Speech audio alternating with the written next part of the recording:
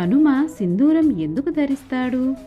సీతమ్మ తల్లి రోజు పాపిట సింధూరం ధరించటం చూసి హనుమ, తల్లి రోజు సింధూరం ఎందుకు ధరిస్తావు అని అడుగుతాడు. అందుకు సీతమ్మ తల్లి ఇలా చెబుతుంది, నేను రోజు సింధూరం ధరించటం వలన స్వామి దీర్ఘాయుష్వుగా ఉండాలని, అలాగే స్వామి చాలా ప్రేమిస్తాడు అని చెబుతుంది. స్వామి దీర్ఘాయుషువుగా ఉండుటకు, ప్రేమ పొందుటకు ఒళ్ళంతా సింధూరం రాసుకుంటాడు హనుమ. అందులకే సింధూర ప్రియుడు మరియు రాముడికి ప్రీతిపాత్రుడు హనుమ.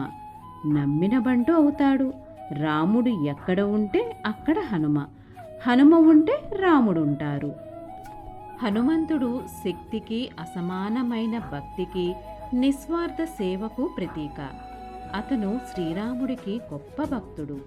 అటువంటి ఆదర్శమూర్తి అనుగ్రహం మనపై ఎల్లవేళలా ఉండాలని కోరుకుంటూ అందరికీ హనుమత్ జయంతి శుభాకాంక్షలు.